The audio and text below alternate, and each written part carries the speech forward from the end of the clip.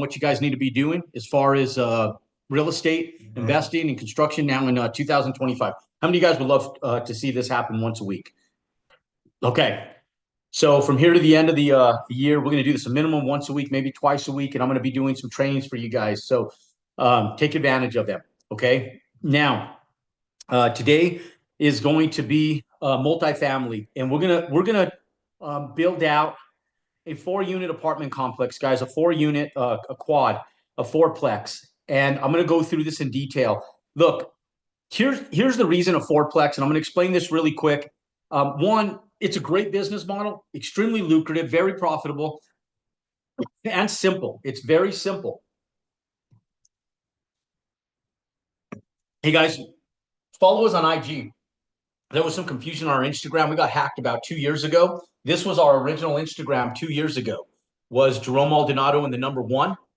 And then we got hacked, and we landed up having the Jerome Maldonado. And we had to wait 6 months to be able to get our name back. We tried it 6 months later, couldn't.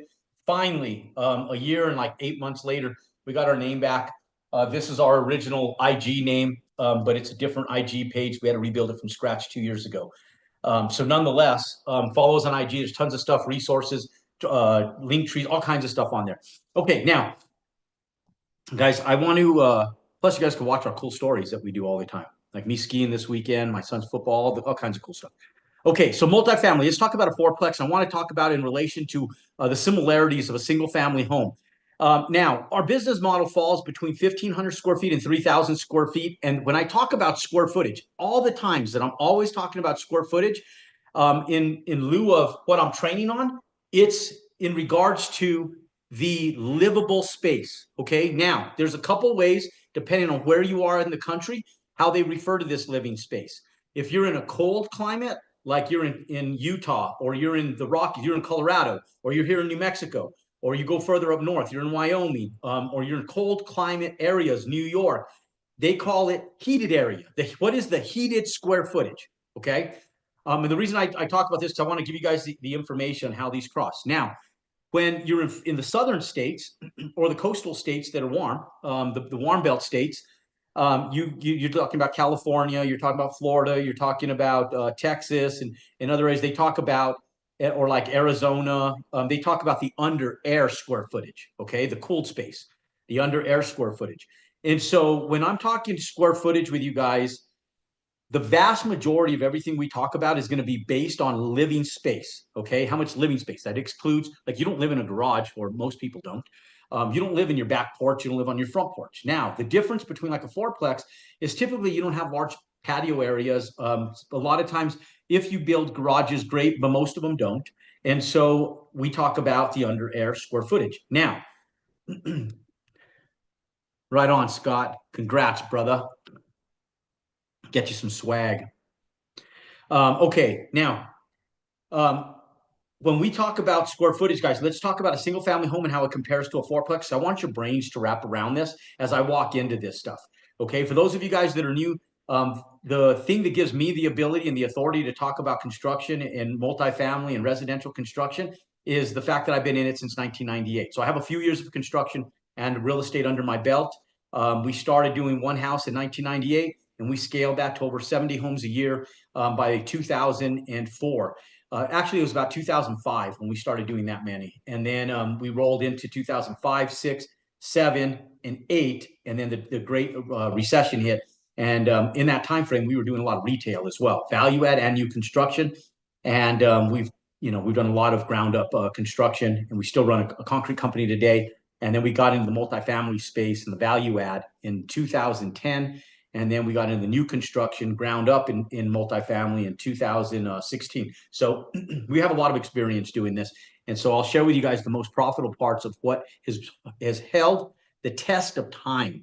And when I talk about stuff, I want something that's going to last forever for you guys, because we're building an army here. And with the army that we're building, we want as many successful people as humanly possible. It's not like this nasty world that we live in where people live in jealousy.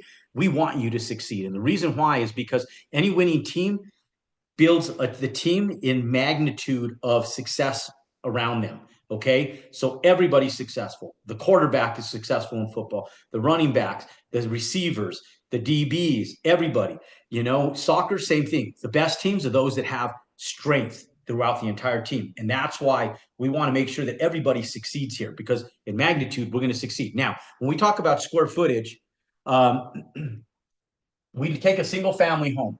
And let's say that and we talk about 1,500 square feet to 3,000 square feet. So let's take like a 2,500 square foot home. It's a nice round quarter number. You're talking about 1,000, so 2,500 square feet. This is the under air square footage or cooled area. Okay. Now, this is the abbreviation for square foot right there. So if you see me do that, that's just the square foot abbreviation. I do it by habit. I less times do SQFT because it takes longer. And we have a garage space. If we do like a 3-bedroom home, I mean a 3-car garage, which is real prevalent in a lot of homes now, because we service a lot of the empty nesters, they're going to be 900 to 1,000 square feet.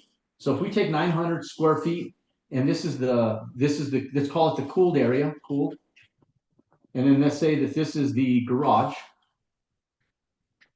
And we have a front porch, back porch. The back porch is maybe like 600 square feet, a little bit bigger.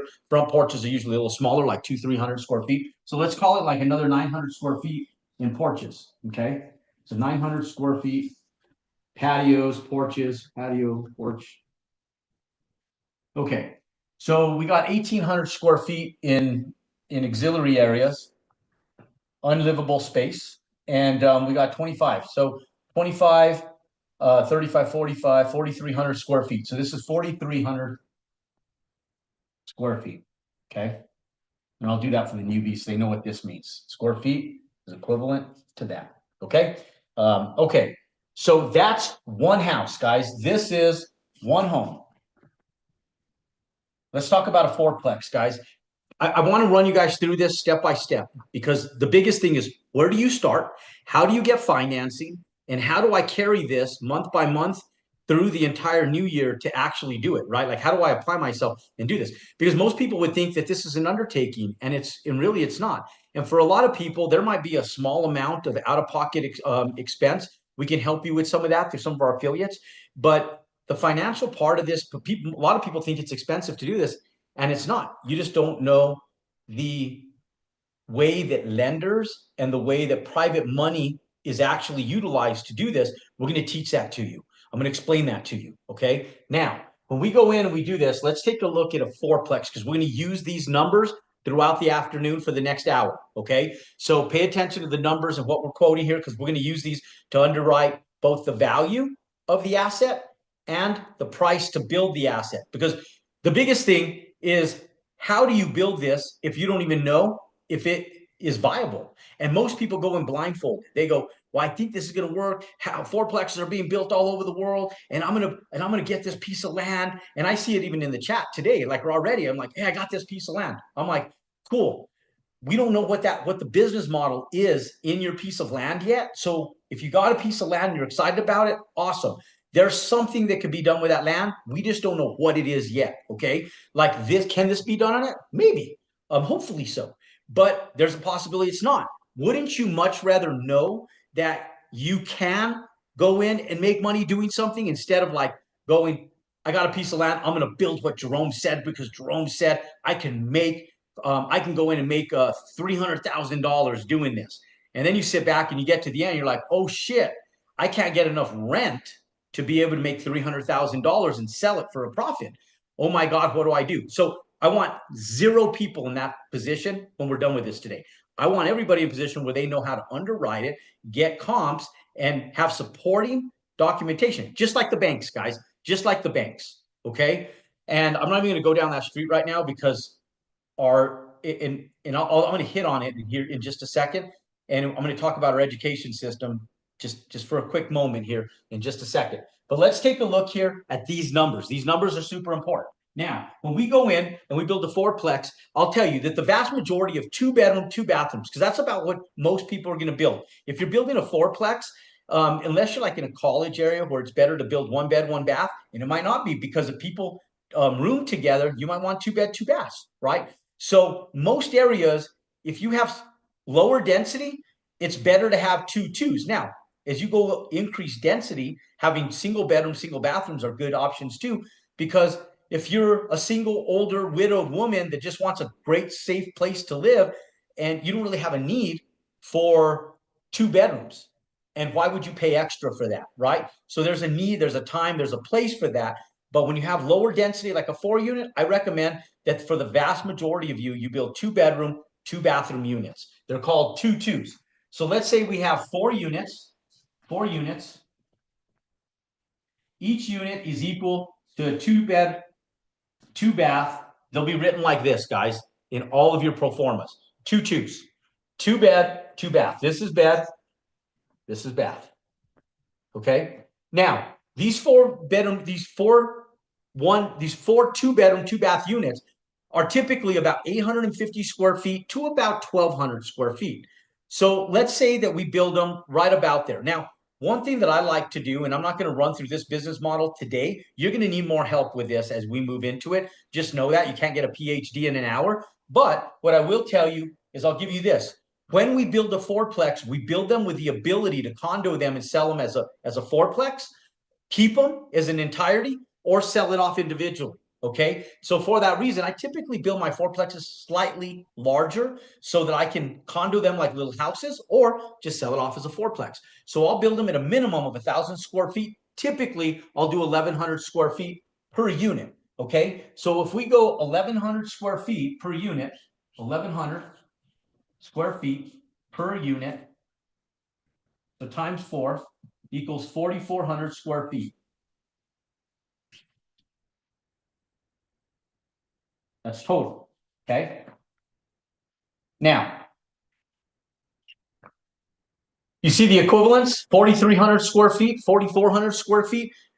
We may do a carport on this. We may do something like that. And for those of you guys that haven't watched the breakdown of what my exact costs are to build these, we're going to be releasing a YouTube video this next Monday on my exact cost breakdown to build these. You'll want to watch that. You'll want to go to YouTube and watch it. If you haven't subscribed to our YouTube channel, subscribe to it. It's just Jerome Maldonado on YouTube. Okay, so 4,400 square feet. Now, you're going to want to remember this 4,400 square feet for multitudes of reasons. How many of you guys would love to know the value of this asset? And how many of you guys would love to know what the cost is to build this asset? Just say yes in the chat. Mr. 4000's back. What's up, brother? Arthur, it's good to see you. CJ, Lily. Okay, cool. All right, guys. All right.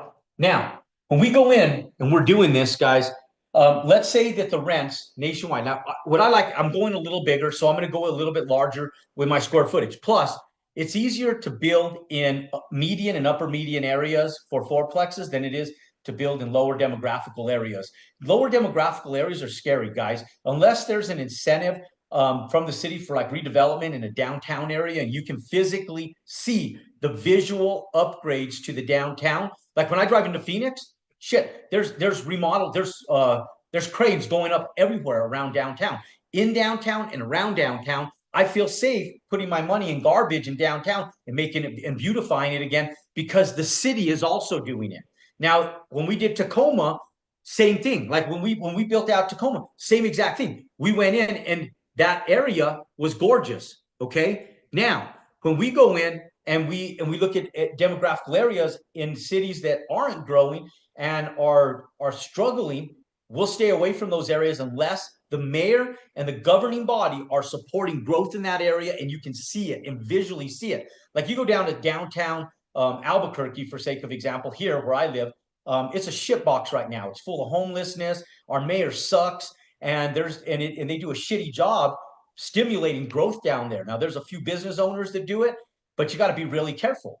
So when we go in, I go into more affluent areas because there's more money in those areas. I won't go into redevelopment areas because they don't support redevelopment in our own local area, right? And so I will graciously tell the mayor, you suck, get off your ass and do something, right? And I won't put my money there until he puts our money there as taxpayers, okay? And so when I go tell you guys, go into specific areas, go into areas that support growth, okay? So, and that's what we do. We did in Tacoma. Tacoma has a great redevelopment model. Their governing body has done a freaking kick-ass job doing it. So is Phoenix. They adapted. Texas has done a damn good job. I remember going to Texas in the 90s and downtown by Marketplace sucked. It was horrible. Now, totally different place. Totally different place. And they've done an incredible job revamping that. Houston, all of these areas, Tulsa, Oklahoma, guys, and I'm just giving you guys examples of downtowns that have done it. Indianapolis, Indiana, Kansas City, Kansas, Kansas City, Missouri.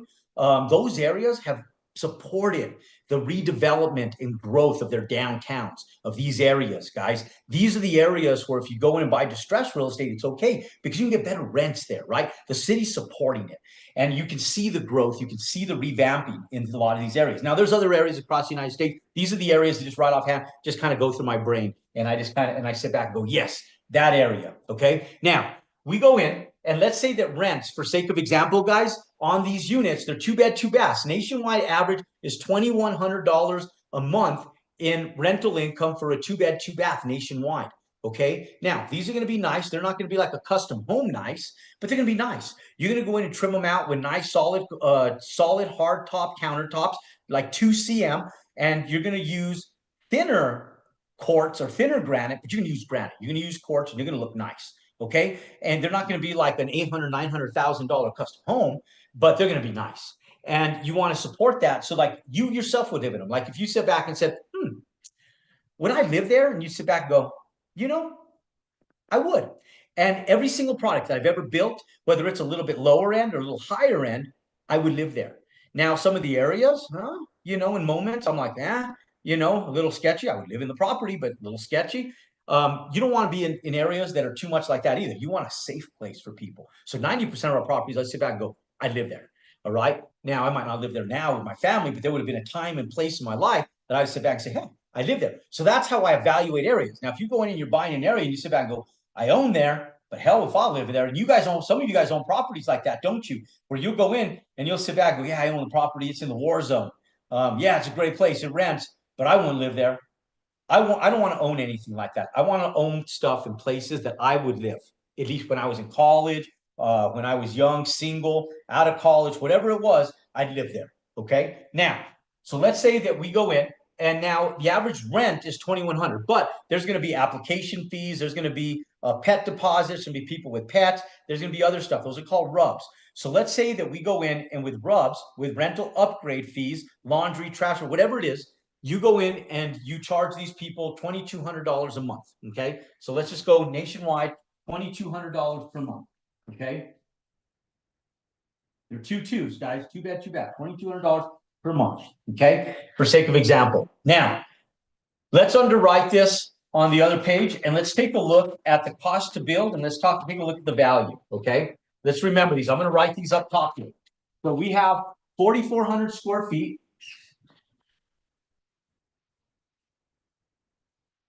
Total fourplex. Okay, now we have $2,200 per month rents, $2,200 per month total rents, total rent. Okay, we know that we have 4,400 square feet. Let's talk about cost to build. Okay, now average cost to build nationwide is between $114 to $170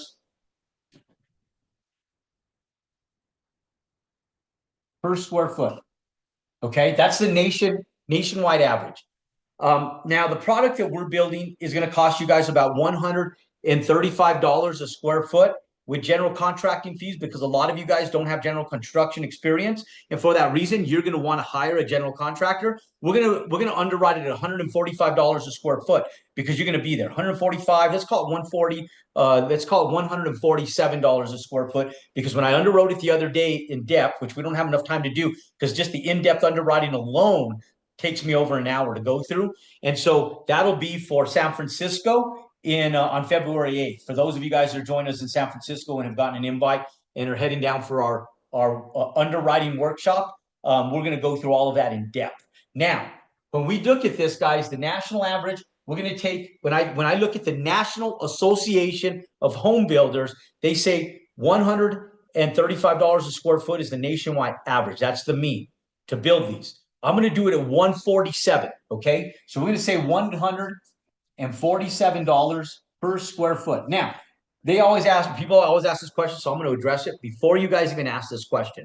The question always is, well, what if I live in an area where construction, you can't build it for 147. Like I live in Los Angeles County, or I live in Orange County, or I live in Portland, Oregon, or I live in Seattle, or I live down south in Miami,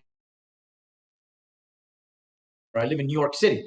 Look, where there's increased construction costs, there's increased real estate costs, and they run in alignment with each other. For sake of example, if I go in and I build this in Phoenix, I can easily get $2,500 a month. You know, my cost to build is about that, about 145 a square foot.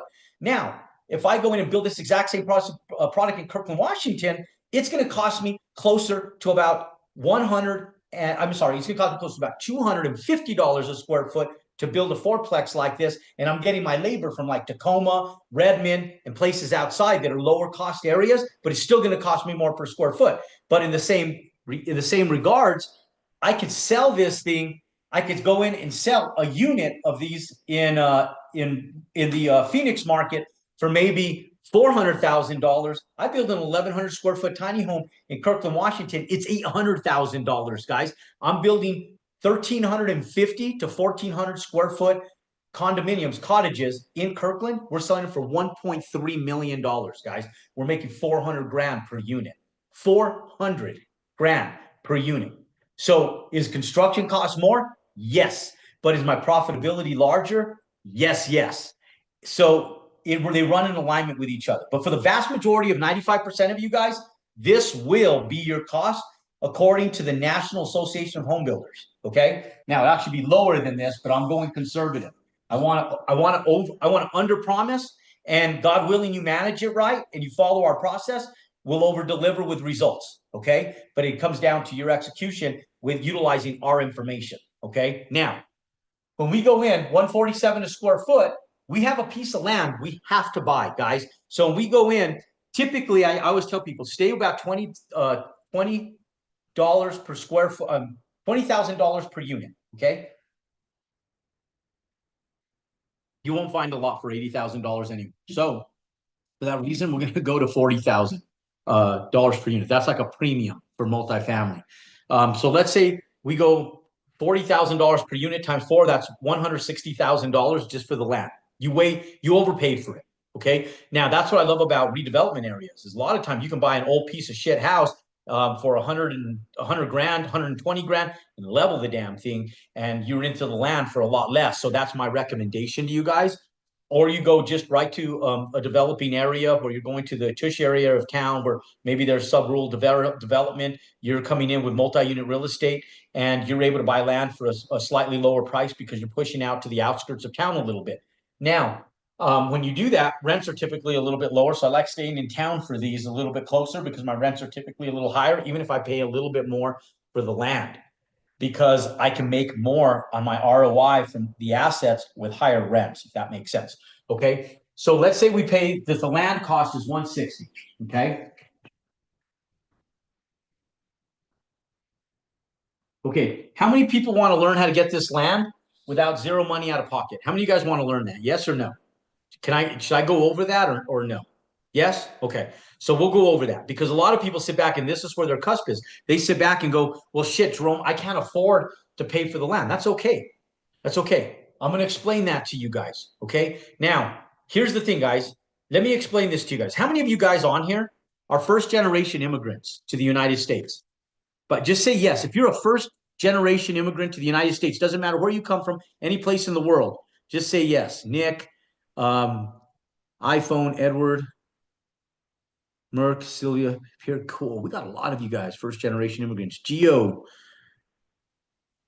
cool. Tony, okay, good. Come on, cool. Okay, now for those of you, the rest of you unfortunate people that were born, raised, and went to school here, I'm sorry, and I apologize on behalf of our shitty school systems. Shitty school systems. And I'm going to tell you guys this little story right now because this is super friggin' important. Super important, guys. Because the reason that you're limited on not knowing this is because they don't teach this in school. My son has a history class. My son and daughter were homeschooled all the way till high school. Well, my daughter, we decided to put her in regular school this past year to filter into high school for sports and for sports only. We put my daughter in a private school. We put my son in a public school because that's where they could excel in their sports. Let me explain our school system to you guys and tell you guys how fucked our school systems are. And excuse me, because I'm pissed about it right now, because I'm living it right now. And I'm like, and I told my wife came to me in tears, like literally in tears, and she goes, our kids weren't supposed to experience this. This is everything we worked for to not have them a part of. Our school systems are broken. They're broken. They suck. The teachers don't care. Nobody cares. I'm going to tell you guys something. Like my son had straight A's. He struggled his freshman year in high school because he didn't know how to test take. Then we got him, figured it out. He did the bullshit test taking stuff, and he figured it out after being homeschooled his whole life. Smart kid. Those of you guys who ever seen my son speak, he speaks well. He's articulate. He's athletic. He's intelligent. My daughter, same thing. Comes down to book smart. They're book smart to a certain degree. They don't know how to friggin' test take. My son now does. And my son has straight A's in school because he's working on Division I scholarships for football. And he has a history teacher that thinks that every gosh damn student is going to be a fucking historian. I'm like, you got 4,000 students in this friggin' high school, and there's going to maybe be 2 historians in this whole piece of shit school. 2. And you guys, you want to sit back and act like everybody's going to be a fucking historian. And my son spends 80% of his time studying history and 20% of his time spent studying algebra 2, chemistry, psychology, and whatever other bullshit he's taking. And I go and talk to the guy. My son is one of the starting players, guys. And this is how jacked our school system is, guys. I just want to explain this to you guys. My son's one of the starting players, and he's an all-team first in state, the offensive player of the year for the whole state of New Mexico. He won the district first team, first place, first district, first team, first place, first metro all team, and first in state all team. My son won like offensive player of the year, MVP player of the year. He's on the Wall of Fame. We're talking like an elite athlete. My son's a 2-time nationally ranked gymnast, guys, two-time. And he had friggin' state finals. And the dipshit teacher wouldn't let him take a final exam, guys. Wouldn't let him take, not a final exam, one of his exams, gave him a 0. I went and talked to him. I said, hey, it's state week, man, like they have practice. And he goes, well, he could retake it and I'll give him the original. And I said, okay, cool. We thought we had an understanding. He wanted my son to go take the test after school. And my son couldn't because he had practice in state finals week. So his coach went to him and said, hey, and this is the assistant principal, goes, hey, I'll administer the test for him. He could take it in my office. He can't come after school. Then he said, if you don't come today, you can't take it. My son panics and goes, I can't, because he's like struck between football and this piece of shit test, this little fucking quiz. And then the teacher finally goes, fine, then take it, throws him the fucking paper. And my son flunks the test because he wasn't ready, because he didn't know he was going to take it that day. And he just throws the test like an asshole. And then the teacher lies to me when I talk to him. And then I'm fighting with my son because I'm taking this teacher side of it. And this is what all us parents do. You guys as parents, you do this because you want to believe your kids, but then you talk to the teacher, and the teacher is supposed to level with you and tell you the truth. And so you're taking the teacher's side. Then you go in, you talk to your kids. Now you're scolding them. Now your kids are rebelling against you. And what's happening is every day you're chopping your kids off at the ankles. This happened to a lot of you because it happened to me in school. And you're fucking chopping them off at the ankles, then at the knees, then at the waist, then at the hip. And then you spend 13,000 hours in a fucked up school system that doesn't teach you one gosh damn fucking hour about life, guys, about life.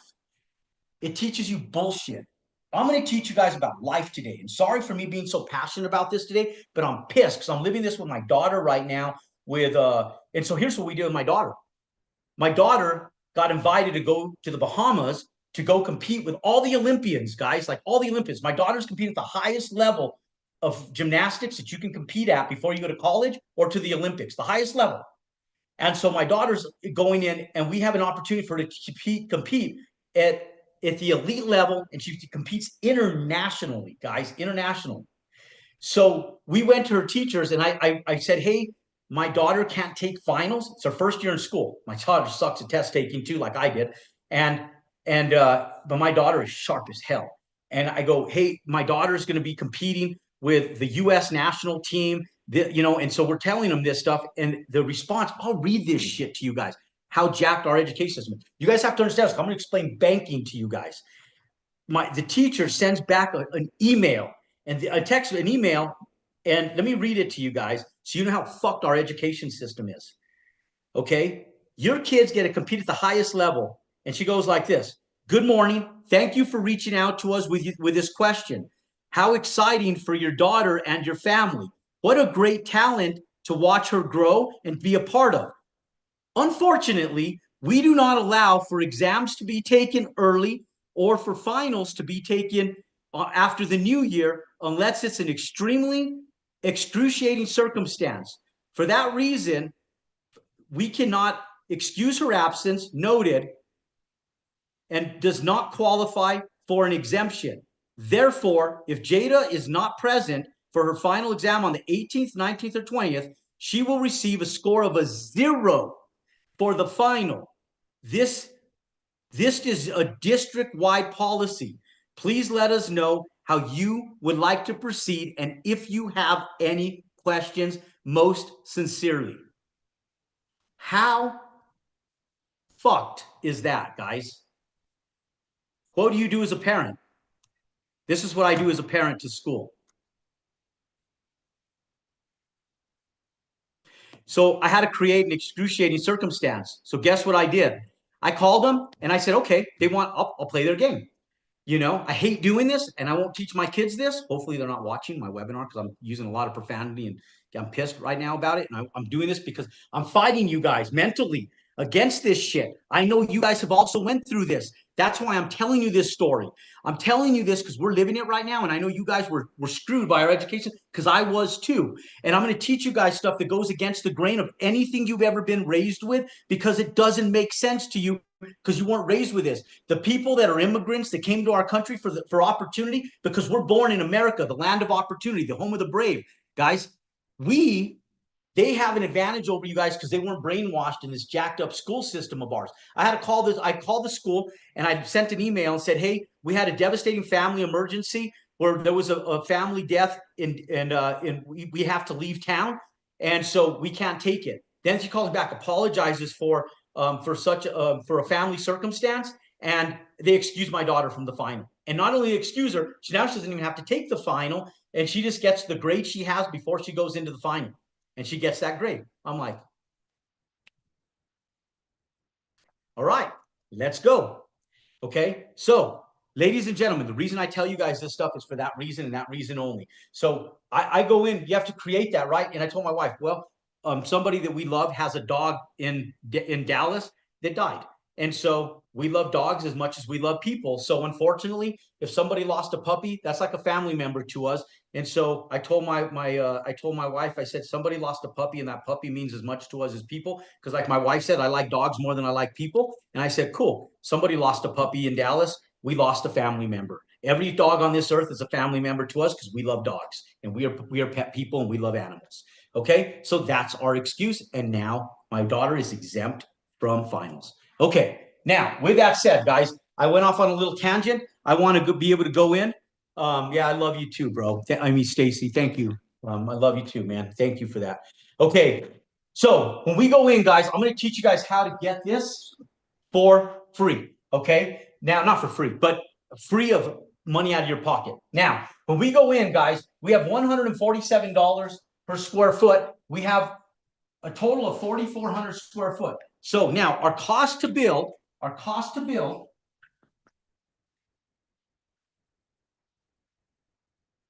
is equal to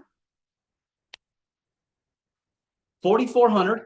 We take 4,400 square feet times 147. So times 147. That's 646,000. Let's call it 647,000. 647,000. Let's round up. Let's make everything more expensive, okay? Just to be safe. Okay, $647,000 cost to build. Land cost 160. There's going to be some debt on this. You can get a local bank, and what I love about a fourplex is it's equivalent to a residential loan, guys. It's equivalent to a residential loan. And so when we go in and we're looking at this from a finance perspective, there's FHA financing. I like FHA financing. And you can go in and you can do what's called an owner occupancy on this. Now, for some of you guys that don't intend to live there, intend to live there if you're going to get FHA financing because you get a better rate. And if for some reason life circumstances doesn't allow you to live there once you're done, then don't live there. They're not going to hold a gun to your head, but for all intended purposes, intend to live there because you can get better finance with FHA. In fact, you might be able to get up to 0%, 0% down payment as low as a 0% interest rate for a given amount of time, okay, with FHA. Now, most of those are going to be at a 4% interest rate. But let's say that you just go into a local lender like a credit union or a small community bank.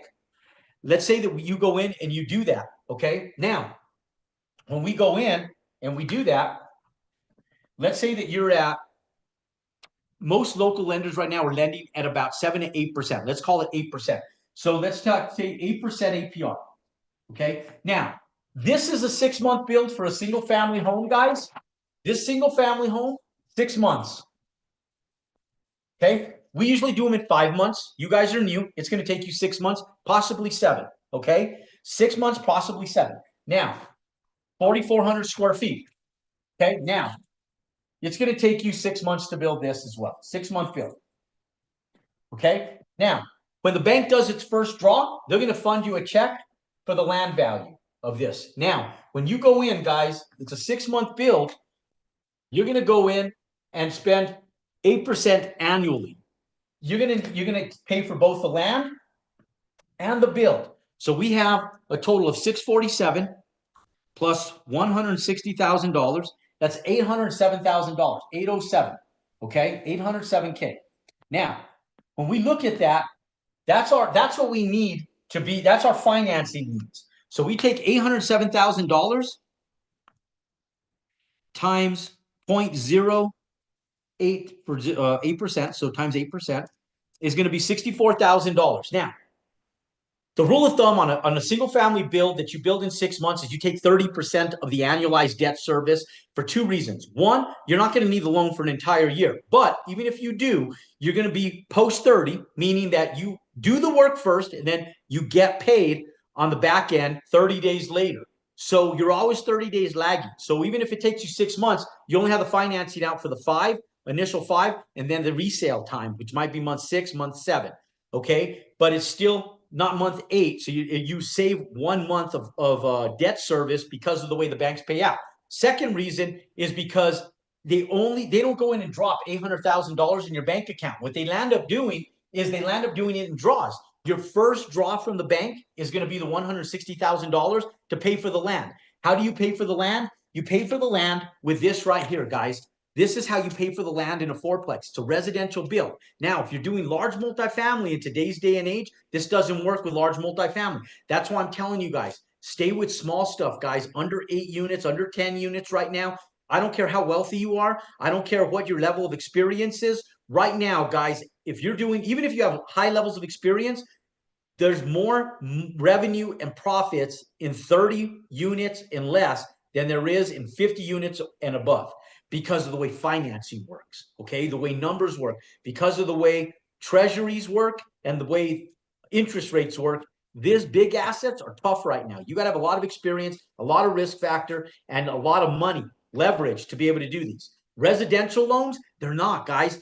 Banks are rewarding development in the residential space. They're easier to build, and the money is more extractable from the banks than this big stuff. So go in and do it just like you're building a single family home. The difference is the banks love these because they're revenue producing. It's not like a single family home. It's not revenue producing.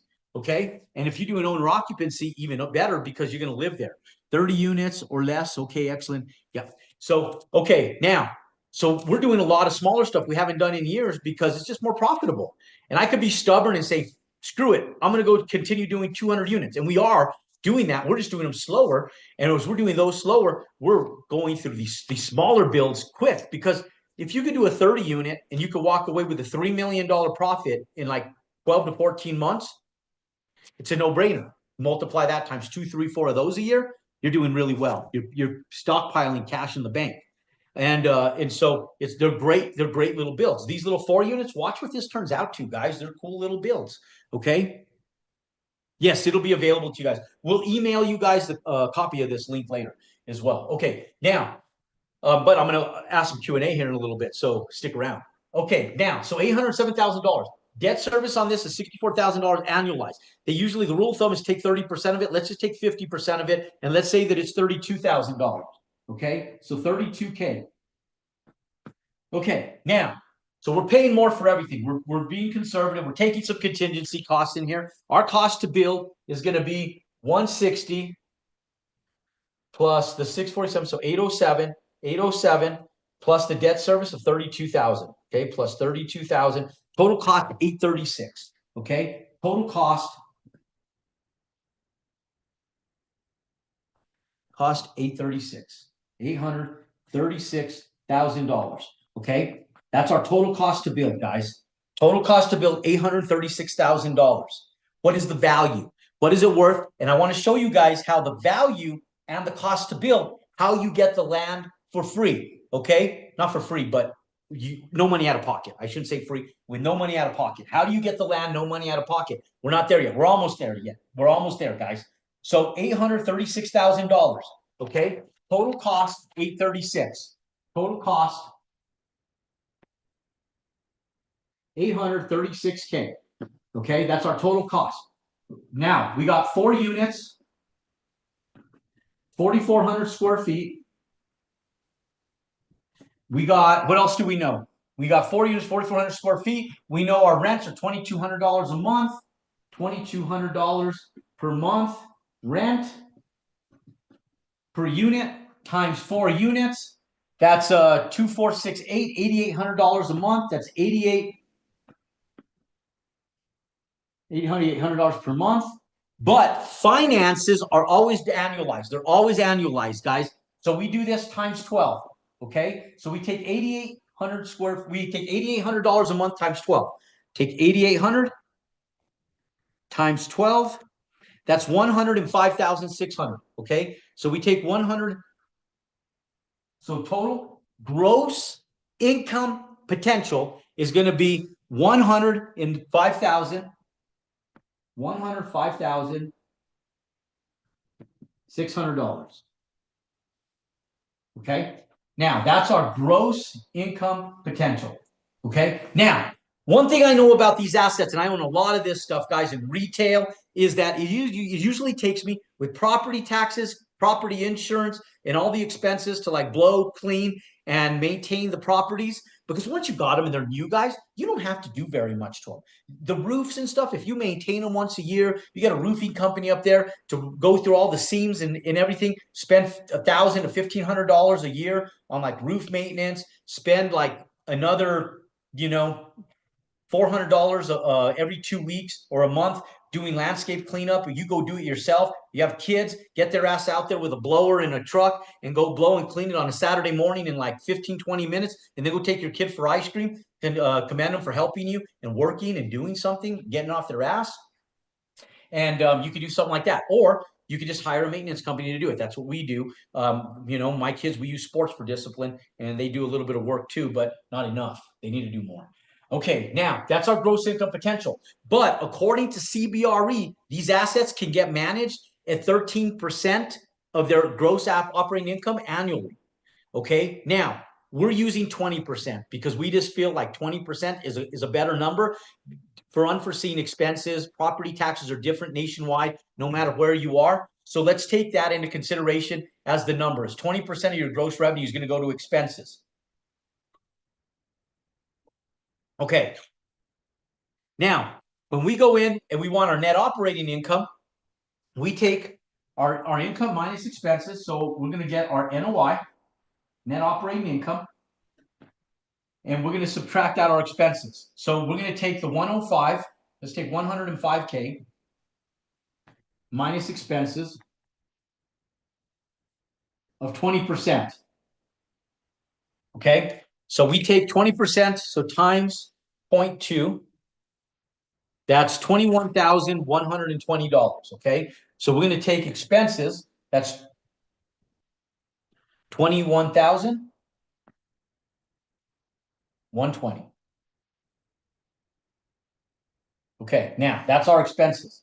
Now our NOI is going to be 105 minus 105. That's going to be 83,880. Okay. So let's just call it $83,000. So our net operating income is $83,000. I'm going to round down now. I'm going to make my numbers go down. So 83K. Value equals NOI divided by cap rate. Okay. Now,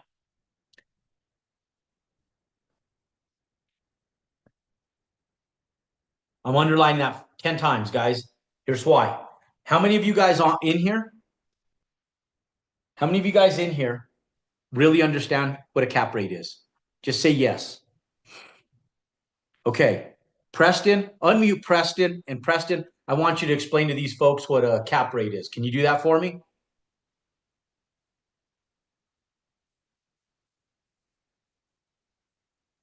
Can you do that for me, Preston?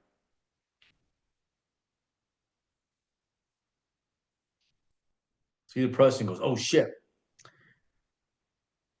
Yes, cool. Unmute Preston. Preston, come on in and talk with me real quick. Esther, unmute Preston for me. How are you, Preston? I'm fabulous. Excited to be here. Yeah, excited to have you here, bro. Thank you. Preston, explain to these fine folks what a cap rate is. A cap rate is a way to measure the value of a property by using its NOI. So it is the way you value it, not including debt. So it's a way to say, hey, I have apartment B, I have apartment C. How do we make them equal to each other? There's that capitalization rate or the value that the asset produces before the payment of your debt service or your loan. Good job. So I'm going to simplify that for you guys. What Preston is saying is that once you take all your expenses out minus the debt service, whatever you make back in return, whatever that percentage is in return based on what you paid or the value of that asset, that's what your cap rate is. Meaning, if you compare it to like the stock market, for sake of example, if you go give your stockbroker $100,000 and you get a $10,000 return that year, that's a 10% cap rate. Okay, it's a 10% return on your investment. You gave them a $100,000 investment. You bared a $10,000 profit. That's 10% of $100,000. That's a 10% cap rate. Does that make sense? On a real estate, when you pay cash for that asset, the percentage that you get back in cash flow after all your expenses are paid is the equivalence to your return on investment as if though you put it into a stock. And that is your cap rate. Okay. So when the banks go out and give you a loan, they know you can't pay debt on that loan unless it makes enough money to pay the debt service. So the interest rate and the cap rate have to run in alignment with each other. So if you're paying a 6% interest rate, you have to be able to underwrite that property at a 6% cap rate. Okay. Now we've been building everything HUD compliant. These 4 units, you can't build HUD. HUD only lends on 5 units or larger. I only bring that up because if you're building anything 5 units or higher, build them under the HUD requirements. Don't build them through HUD lending because it's a pain in the ass and it takes a long time. But build them to stabilize it under a long-term stabilized loan. And your interest rate, like we're getting interest rates right now in this crappy market, we're having to buy down to them for a very modest charge on the front end. But we're getting interest rates as low as 4.6% right now with this crappy market. So HUD makes sense, right? FHA does the exact same thing, and there's a lot of local lenders that will do the exact same thing, very similar to what HUD does, under different lending circumstances and different loan types. Okay, so there's a lot of loan types, guys. There's over 300 different loan types that you can get. So there's a lot of options. So when people come and say, "Hey, Jerome, I went to my lender. No lender out there is going to lend to me," I'm like, why? What did you tell them? Wrong, right? And that's why I tell you guys, come in and work with us so we can tell you guys how to set and structure this stuff so that way you don't get no's, you get yeses. Okay, because there's a way to do this. You're not taught it in school, but there's a way to do this, guys. And I'm going to share with you guys how the land gets paid for free on these 4-unit apartment complexes. Okay, you get the brains and numbers. I can't. Okay, now we go in and we take 83K. Okay, so we take $83,000. Let me lower my screen a little bit so you guys can see my board. Okay, so we take $83,000. That's the NOI. Okay, now, so we got our NOI, and we're going to get a loan, guys, and we're going to stabilize this asset at a 5% cap rate. Okay, 5% cap rate, 5% interest rate. There's a lot of them out there, a lot of lending, some of our affiliates. Okay, so we're going to do this at a 5% cap rate. So if we divide that by 5%, we take $83,000. We take 83, 123, divided by 0.05. That gives us a value of $1.6 million. 1.66 million. Now, there's two ways to underwrite these, guys. There's the cash flow. There's a way to underwrite these as through cash flow, as an asset that is cash producing as a business. This is how you do that. Or you can underwrite them based on comps, on what other fourplexes sell. I prefer this because rents right now support this. $2,200 a month, guys. So if you're making more than $2,200 a month, your NOI is going to go up, your value is going to go up, everything's going to go up. It cost you total cost to build this asset is the total cost to build this is $836, guys. It's this right here. Okay, this is your total cost. This is your value. How are you doing? How many of you guys would love to build a fourplex that's equivalent to a single family home and hold yourself to over an $800,000 equity stance in that property? How many of you guys would love to have increase your net worth by $800,000 in a year from now? How many of you guys would love to do that? Okay, you can't get all of that out because let's say the bank only gives you a 75% loan to value. Okay, and here's where lending works for your land, guys. Pay attention, because most of you guys think that when you go to the lender, you're like, oh shit, here's my pocketbook. Let me just, I only got like $2 on me. So I'm like, I live on plastic. I'm like, I only got $2 to my name. I think I only do, oh, if I got a 5 in there. Mr. Banker, I only got $7 to my name. That's $7 because I live on plastic, baby. Okay. Now, when we go in, you go, Mr. Banker, I got $7 to my name. How the hell do you go in and get a loan with $7 to your name? Do you go out and you pay that to them? Do you go in, you go, there you go, Mr. Banker, there's my money. You give it to them in cash? No. You know what you give it to them? You give it to them in equity. Okay. You give that to the bank in equity. Okay. Let me explain this to you guys. This is what you weren't taught in school. Instead, you get some bullshit history teacher that thinks you're going to be a historian. It's teaching you some bullshit. I told the history. I go, hey, you want to teach my kid history? You want to teach my kid U.S. history? Teach him about the Great Depression. You guys go over that this year? He goes, no. I said, you guys go over the 2008 economic crisis? I go, that's history my son needs to know about. I go, did you go over that? No. I go, did you go over what happened to the stock market in March of 2002 after 9/11 in 2001? The stock market took a shit in March of 2002 due to what happened to the attack on America on September 11th, 2001. Did you teach my kid about that? I asked his history teacher. He said, no. I said, well, then what are you teaching my kid? I want my kids to know this. I want them to know history, historical standpoints on the stock market, volatility in the stock market, housing. What has happened to housing over the course of time? How many people on here plan to live in a home or have a roof over their head? Okay, is there anybody on here that plans on living in a friggin' tent? Because if you do, you don't need to know this. But if you plan on living in a house with a roof over your head of some sort, you should probably know this. Okay?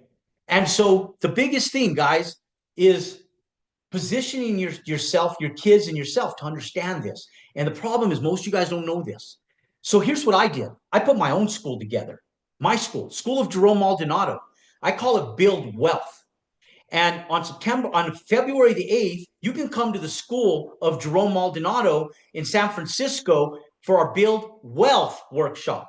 Not our bullshit workshop, Build Wealth workshop. Not our U.S.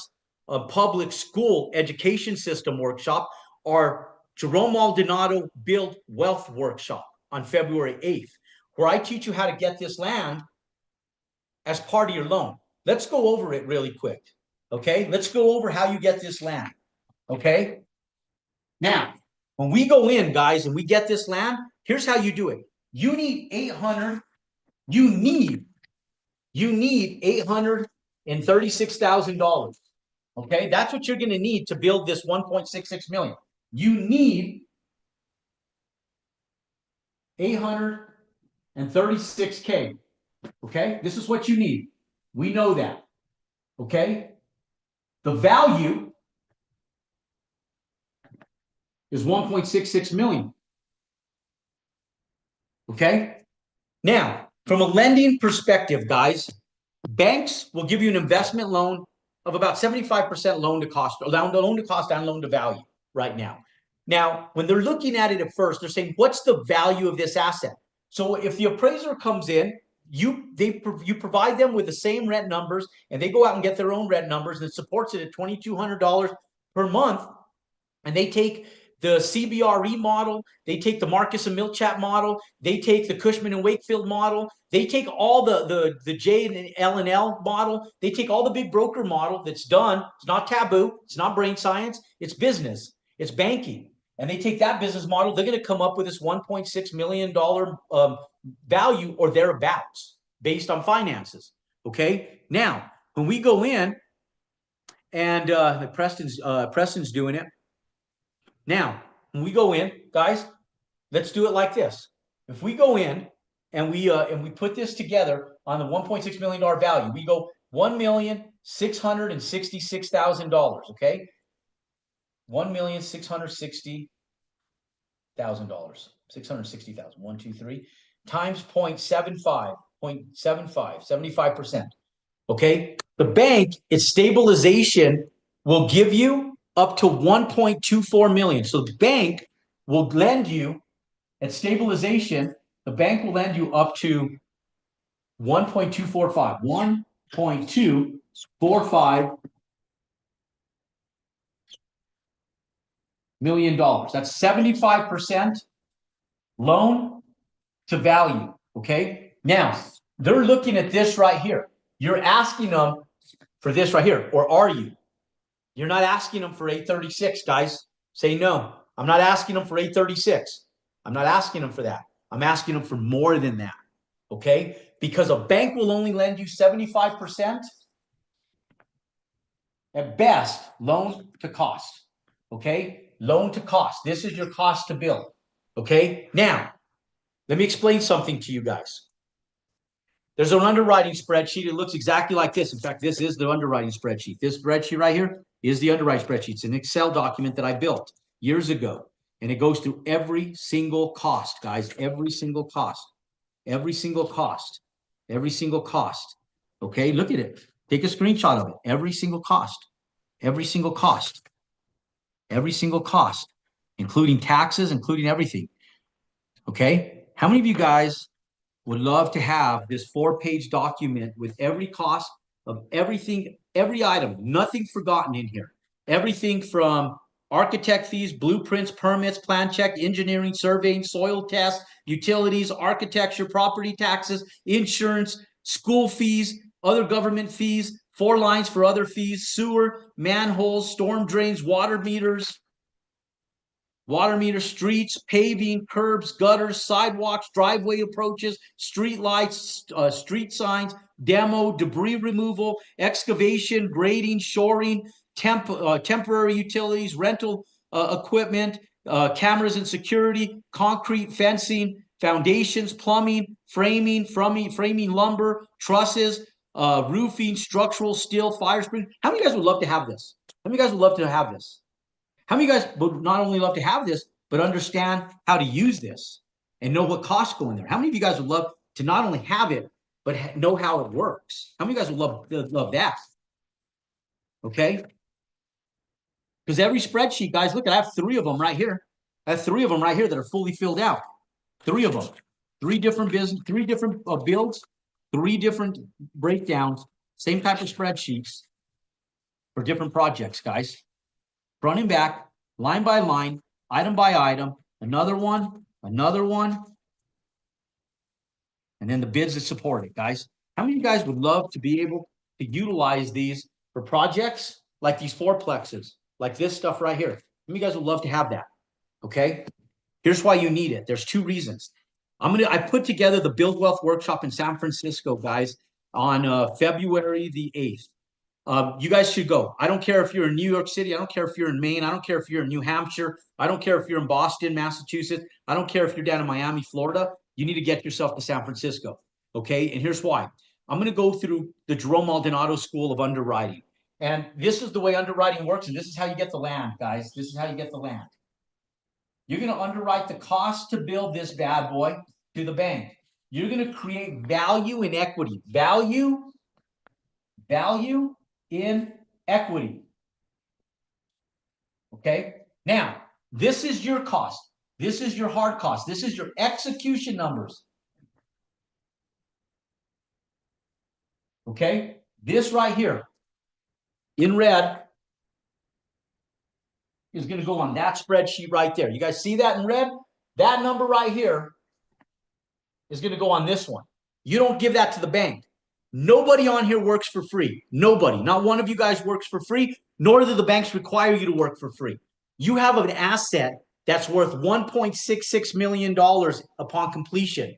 Why would you give the bank over 50% equity in your property?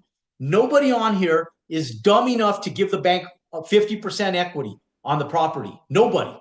You're going to use that equity as a tool. That tool, that equity is your down payment. Because everybody sits back and goes, Jerome, how do I come up with the 20% or 25%? I don't have no money. How do I come up with it? That's how you come up with it. You create a real project, guys. You have to understand how the process works to create this. This is your only cost out of pocket, guys. This right here. This is equivalent to about $5,000 to $7,000 worth of out-of-pocket expenses. We have bridge lenders that'll help you with this. Even if you have shitty credit, we can help you with this. Okay? We can help you with this stuff. But for $5,000 to $7,000, guys, how many of you guys would love to build a $1.6 million property that you can go out and have $800,000 worth of equity in a $1.6 million property in 12 months from now, if you by understanding this right here? How many of you guys would love to do that? Just put yes in the chat if you guys would love to do that. Of course you'd love to do that. Everybody would. That's banking, guys. They don't teach this in school. God, like bless over our schools, they're jacked up. Okay. Look, ladies and gentlemen, this right here is what you need. You're going to underwrite this asset at $1.4 million of expenses. 1.4 million. The bank still has over 200 plus $1,000 to $260,000 in equity in that property. So on this one, you're going to add in your fees. You're going to add in asset management fees. You're going to add in project management fees. You're going to add in development fees. You're going to add in general contractor fees, and you're going to put contingency costs of about 15% on every single one of these line items. With all of those costs in there, it's going to take this expense from $836 to $1.4 million. And you're going to put this one here.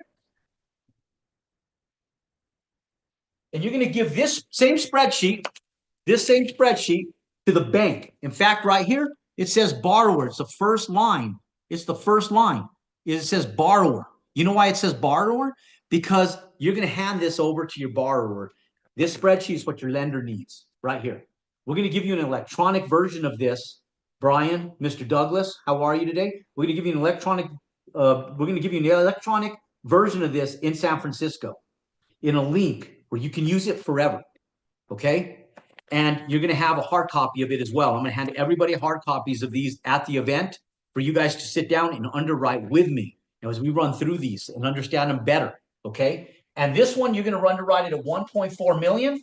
This one right here, you're going to underwrite it at 836. This is what you're going to execute on. This is what the bank, this one right here is for the bank. Okay? We get 75% of $1.4 million, $1,400,000 times 0.75. The bank's willing to give you $1,050,000. $1,050,000. Do you need $1,050,000? That includes your land. That includes the price of your land. The bank has $600,000 in equity in your build. $600,000 in equity. How is the bank doing with $600,000 in equity in your bill? Does the bank feel safe? $2,200 a month, that's what it's worth to the bank. Stabilized, that's what the appraiser said. The bank has a $1.6 million asset. They're only going to give you $1 million for it. You don't need $1 million. That pays for your land. The first draw pays for your land, guys.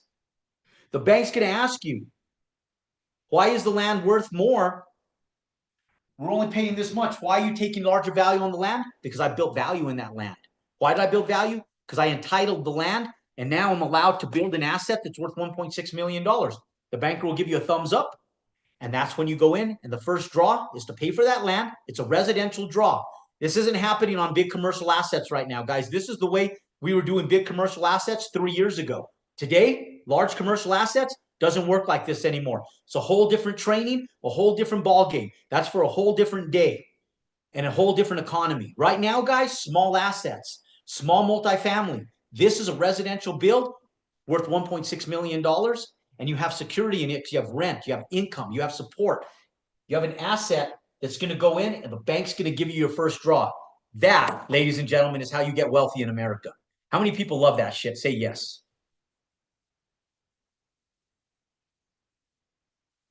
Okay. Now, how many of you guys want to come to San Francisco with me and make some friggin' money in 2025? I'm pissed at our U.S. Education system. I'm living it right now, and it heats me up, man. This morning, my morning training, it friggin' heats me up, guys. It motivates me to go get people like you guys wealthy because it irritates me, and I hate that saying. Like I'm like, I want to tell our teachers, yeah, you guys all know that one kid in school. You know who I am? And then they're like, yeah, you're nobody. And I'm like, I'm Jerome Maldonado, and I feel like telling them, are you stupid? That's what I feel like doing. Guys, I'm going to go get an army of people freaking rich doing this because I want you guys to teach your kids this. I don't want you fighting with your kids when their teachers are lying to you guys. Friday ruined our Friday night last Friday because I'm fighting with my son. We couldn't even enjoy dinner because I'm fighting over some stupid ass history, guys. This is what's important, guys. This is what's important. Teach your kids this, guys. Our education system's jacked up right now. Jacked up. Man, it's jacked, man. And we're living it. And I'll tell you guys, San Francisco will be life-changing for everybody that goes. Problem is, I don't have room for everybody. It's limited seating. I only allow 200 people there. We're already almost sold out. I had my team send me over the stats, and I think we're at like 155 people registered right now. And so that means that we only have about 45 seats left for the event. And so we're limited on it, guys. I have this training. I'm going to be in Orlando. OPS, by the way, if you guys live in Orlando or near Orlando, come join me on Wednesday morning at 10 o'clock. You guys are all invited. If you guys have interest in joining me in Orlando this Wednesday for a couple hours for a training down there and a networking, I'm limiting it to 75 people. We'll have about 75 to 80 people in Orlando. It's at the airport Hyatt Regency. We're heading to the Bahamas with my daughter, the trip we're not supposed to take because she has a final, stupid ass teachers. Sorry if you're a teacher, guys. I know that your heart's in the right place. I don't mean that in any disrespectful way. I want to take you teachers and I want to get you guys wealthy. Wade, my son, football player, and his geography teacher. God bless you, bro. I'm gonna fucking make you rich this year. Heath, my son's football coach and assistant principal. Heath, I got your back, bro. I'm gonna friggin' make you rich this year. Those guys just came into our inner circle, and I'm gonna get those guys rich. If you're a teacher, let's get you rich. Let's get you rich, not just in money, but in knowledge, real knowledge, not book knowledge, finance knowledge, life knowledge, wisdom like this, guys. Come learn from my team and I, from firefighters that in the last 3 years become millionaires, stay-at-home moms that in the last 2.5 years became millionaires, immigrants that had come in from Turkey and in the last year and a half are doing 50-unit builds right now. Come in and learn from nurses that have been working as nurses, like Gary Vita. Come learn from them, guys. My community, real people, truck drivers. Smitty, you on here? Smitty, truck drivers that have worked a lifetime. Seasoned truck drivers in their late 50s that are coming in, worked with me for a year and a half, is doing a self-storage facility and a development right now, and has never built in his life. Truck drivers, guys, truck drivers. I want to take you guys and I want to change your lives, because when I change your guys' life, you guys will advocate for me and pray for me for the rest of my life. That's what I need. I need an army of people that are going out there to make a fucking difference on this earth, because there's so much bullshit right now. There's so much corruption on this earth, and all that corruption has come to America, guys. Our politicians are ass backwards. I just had lunch today with my finance dude, Dave Bayland. He's with Fidelity Investments. He used to be with Merrill Lynch. He holds several millions of dollars of my money. That's for a whole other topic. I can tell you guys how I leverage that stuff against my assets as you guys start making money. And Dave and I went today to see what we were selling so that I could take the tax write-offs before the end of the year, and then we reinvest them in other stuff immediately. But we have to wait for 30 days to invest them back in the same stock. So we just move broken stocks into other stocks, and we use that money. I leverage against it to go out, and I borrow against my own money to leverage real estate. And I keep millions of dollars in there, and it sits in there. And as it sits in there, making me 12% a year, I go out and borrow against it at 6, 7% a year. And I go out and leverage and build my real estate portfolio with my own money. And I make money on my money, double dipping while I do it. And so I want to teach you guys how to go do that shit. That's the stuff I want to teach you guys how to do. Because when you guys go out and do that, we'll move mountains together. We'll go out, I'll go out and do these big projects. And some of you guys will be fortunate enough to go out and do these $20+ million projects with me. But for the rest of you guys that don't get to this level, it's okay. You could be my Tony Herrera. Tony is up in New York City. He's going to be up in San Francisco with us. Tony's a retired government employee, military, veteran, served in Desert Storm. And he came into our program 4 years ago. Tony thought he wanted to build these. And then he came to me after working with me for 2 years at the age of 60, young 60s. And he goes, Jerome, thank you. He invested 30 grand one year to be a part of our Build Wealth Mastermind, and then 10 grand to be a part of our inner circle community. And he goes, Jerome, God bless you. He gave me one of his and I don't know what they call it because I'm not military and I apologize, but they give you these coins. And these coins, they only give to people they highly respect. And I took it in gratitude, in large levels of gratitude from him, because I knew what it meant. And then he gave me his Holy Bible that he highlights out of. He's highlighted all his passages from. It sits in my room. I am still going through that Bible, and I'm not reading just random passages. I'm reading through it to see why Tony highlighted certain areas, and I'm reading through his Bible. But he thanked me because he said, Jerome, I thought I wanted to build this big stuff, but when I started building this, it was too much for my wife and my daughters. I just, at my age, I want to just work with my family. My daughters and my family, they love the single family stuff. They understand it. And he goes, all I want to do is work with my family. All Tony is doing is he's going out and doing value add on retail, my old business model, and he's building homes, guys. He's changing lives, building homes, and he gets to work with his daughter and his wife. He goes, you gave me the best gift that God could have given me, and that's the ability to work with my daughter and my wife every single day. Tony will be in San Francisco. You can meet Tony. Great friggin' dude. Love him to death. Those are the type of people I want to surround myself with, is people like Tony Herrera. Okay? To get to San Francisco, guys, it's an investment of $597. Okay, it's $597. Okay, if you have a wife or a business partner, register them and go. It's $100 for your plus one. Okay, your plus one, $100. Okay, now I'm just going to go through this real quick. It's $597 for the first 10 people that register now before midnight. It's going to be $397 at midnight. After midnight, guys, just pay the $597. We won't give you a discount because we have too many. We don't have enough seats. I'm keeping it real intimate. I will work with every friggin' person in San Francisco. Every person. I will meet 100% of all of the 200 people out in San Francisco. I can do that. We're going to start on Friday night. I'm going to do a little training and meetup on Friday evening on February 7th, that Friday night. And then at 8 o'clock in the morning, we open doors. At 9 o'clock, we start, and we do residential underwriting all morning long. I go up and teach for 3 hours. My students come up on a panel. You guys ask them Q&As, and you ask them questions like, how did you get started? Where were you at 2 years ago? I want you guys to learn from people that are the exact same spot you're in right now. Every single person on here. I want the Bryans. I want the Phil Hingenbroth. I want Ron Hepburn. I want Warren Christopher. I want Armando Sada. I want the real people. I want Stacy Dyer. I want Edmundo's already part of our inner community. What's up, Edmundo? How you doing, bro? Good to see you. I want the Gilberts. I want the Nelsons. I want the Daxes. I want the server.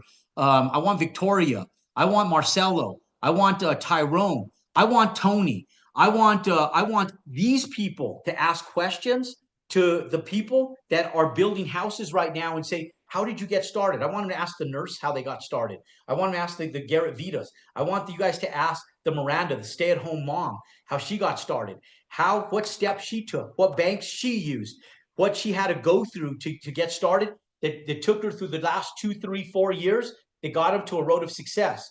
Because one thing that I know is that you can relate to those people. You might not really be able to relate to me because you think I've been doing it for 28 years, which I have. And you say, Jerome's made millions of dollars. And I have. But you can relate to them. But I'm just like you too.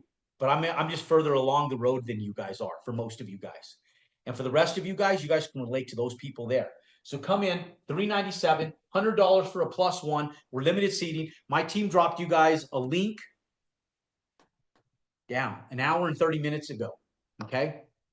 Oh, no, I'm sorry, 30 minutes ago. My team dropped you a link 30 minutes ago. If you look at your phones, you got a link, a registration link 30 minutes ago.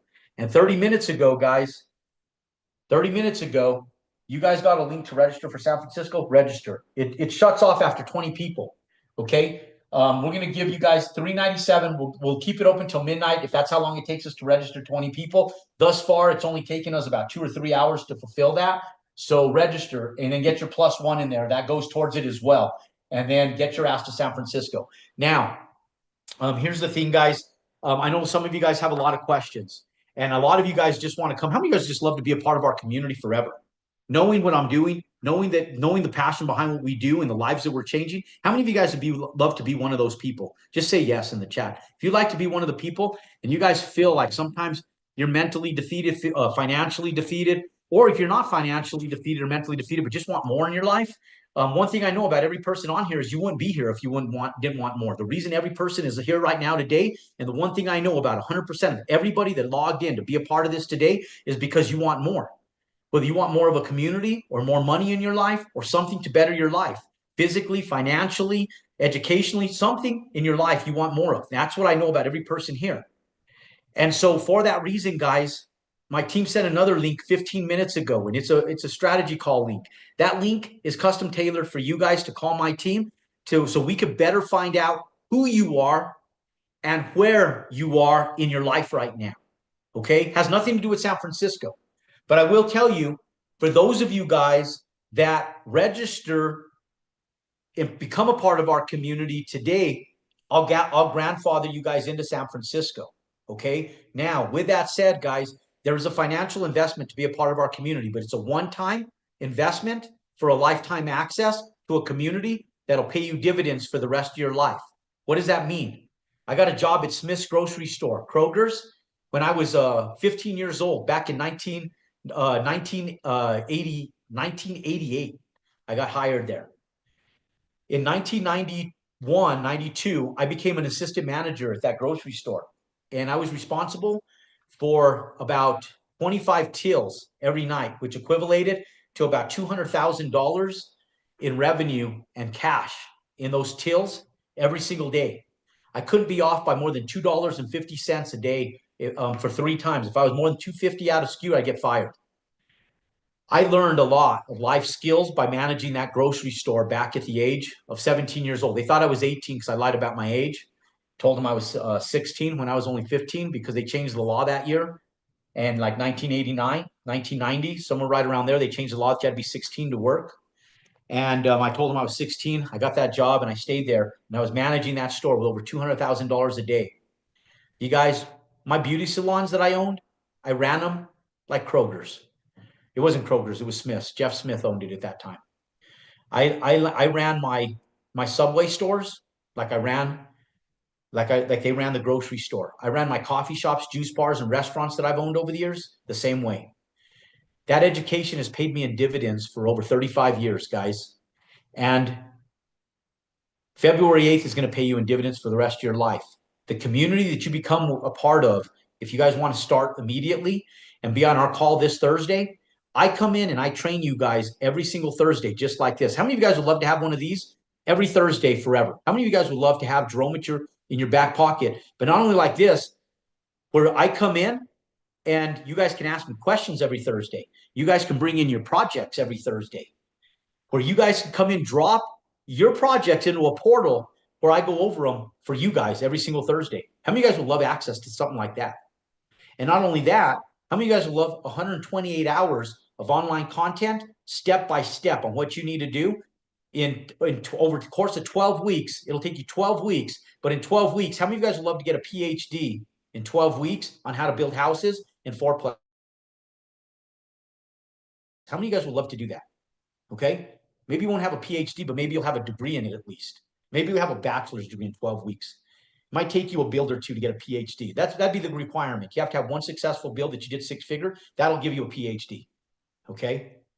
But in 12 weeks, have an education that'll save you 5 years of time and hundreds of thousands of dollars in mistakes, if not millions. For those of you guys that want to find out, it's by application only. We don't take everybody. We got to know that we have people, because at the end of the day, I require one thing from everybody that becomes a part of our community. One thing. And it's execution. If you don't execute, I don't want you in my community. I don't want lazy ass people in my community. You want to come in and be a part of our community? You can't be a lazy ass. You got to be a real executor. So you have to ask yourself before you schedule the call, say, will I really execute? Or will this be like the other 20 things I've done that I thought I was going to execute, but sat with my thumb up my ass? And if that's you, don't schedule a call. Don't waste your time or my team's time. But if you're somebody that's saying, you know what, I can do this, Jerome. Or if you're even saying, you know what, Jerome, I want to do this, but I don't know if I can. I know you can. I know it works. I know you're not questioning what I do because we have living everyday proof of it. But 90% of you guys will sit back and say, will it work for me? And the answer is yes, if you're willing to work yourself and put in the time. Okay. I know it'll work for you, but you have to put in the time, the effort, and the commitment. Okay. And for those of you, schedule a call. We'll figure out where you are in your life, and we'll figure out if what we're doing is really a real fit for you. And if it's not, no problem. Consume our content. And when it becomes a real fit for you, that's where we'll bring you into our community. It's not made for everybody right now, but it's made for a handful of you guys that are ready to start executing now, want to go to San Francisco, or going to join us in San Francisco, and can get started today. And if you can't get to San Francisco, we're going to get you there. We're going to figure out a way to get you there. And so one of the biggest things, guys, is just get started. I even have financing options for you guys, because I don't care. There's an investment, because I know that if you invest in yourself, then I'm willing to invest in you. If you're not willing to invest in yourself, then I'm not going to invest in you either. You have to invest in you first before I invest my time into you. That's how I measure whether you're worth investing in. Because as you scale up, like the people that are on the call that sit here for free and don't do anything, they're not to the caliber and level of these people. Okay. Now, with that said, I understand that there's life variables. I'm not insulting anybody, but the truth is that those people that invest in themselves, take the time to go to San Francisco, they ante up to a different level. And so for that reason, the caliber of individuals that will be in San Francisco will just be one notch higher than the caliber of people that are on this call today. But the caliber of people that are on this call today are also a higher caliber than the people that didn't show up on this call today, because only 5% of the population will invest into themselves. That's time and money. And you guys have all invested time into yourselves. So you took yourselves from not investing at all to one level. Then we'll take you from this level to the next level, which is San Francisco. And for some of you guys that want to get started today, we'll take you from this level to the next level, and we'll start you today. So it's just all in levels and paces, guys. The question is, where do you fit and where do you believe you should be in your life? When I got started with the online game, I bought my way to the top. I paid people millions of dollars. Why? Because I was 40 years old at that time. I'm 50 now, and I was like 42, 43 at the time. I go, I don't have time for this bullshit. I got to get my ass going. So for those of you guys that are more mature, my recommendation is invest in you. Don't waste years, don't waste time, because there's only one commodity you don't get back, and that's time. Get started, get working, let's get your ass going. Okay, we got people like Art that was in his 60s. We got people like Alejandro that's in his late 50s, early 60s. We got people all over the country, all ages. The vast majority of our community is a little bit more mature. We do have some younger people in their 20s, but most of them are between 35 and 65. And you're all in, most of you guys are in that demographics right there.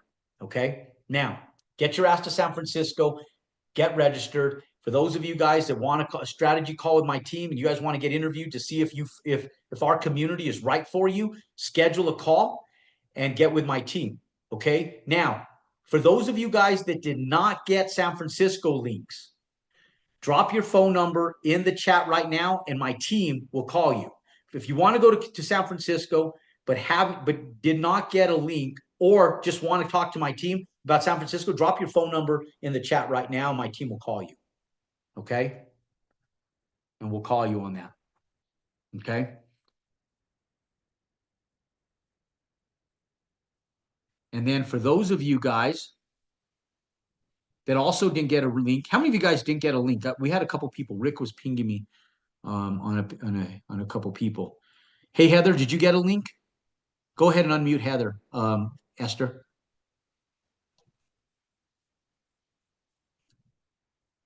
There are two Heathers. Which one? Sorry. Meet them both. Okay. Heather 1 and Heather 2. What's up, Manuel? Good to see you, bro. My family right there. Hi. Hey, Heather, how are you? I'm great. How are you? I'm good. Did you get your links to register? Yes, I did. Come join us? Cool. What questions do you have for me? Give me one good Uh, question give me one good question. There's yeah. no dumb question. Just give me one good question you have. Something that's burning your brain right now. Tell me what it is. Yeah. Well, I just wanted to understand more about the cap rate and how to compute that because I'm really interested in doing fourplexes. So Okay. I do understand that a little bit better and want to dig more into the financing end of things. I know you were talking about earlier tonight about the doing it as a residential loan where I may plan to live in one of the units. So just want to kind of understand how to go about that a little bit better. Yeah, that's a good question. So there's a little gray area in that spot right there, Heather. And once, one of the big things is that like FHA lending and other lenders for residential builds, they'll, if you're going to be owner occupancy, it poses less risk on the bank because it's a place of residence for you. The reality of these notes is they're typically sold after 90 days. So there's no recourse on the notes, subject to not living in the property itself. But they may audit your lender if they are and you default on it. So don't default, right? Like that's why we try to teach you guys, don't be defaulting, but go in with all the intent to live in it. And for all intended purposes, if you life circumstances don't allow otherwise, then you sell it or you keep it and not live in it, right? Once the lending's done, they can't. Once the lending's done, they're not going to kick you out. Okay. And once the note's sold, so there's a lot to it. It's an open-ended question, but that's what's great about being a part of our community is you get to learn the ins and outs of all of that stuff. And we'll talk to you about not just that. There's so much more more opportunity and more options for lending that I can't even go over on here today, Heather. And so one of the big things is once you're working with us and part of our community, we'll teach you not only that one trick of the trade, but a lot of other ones.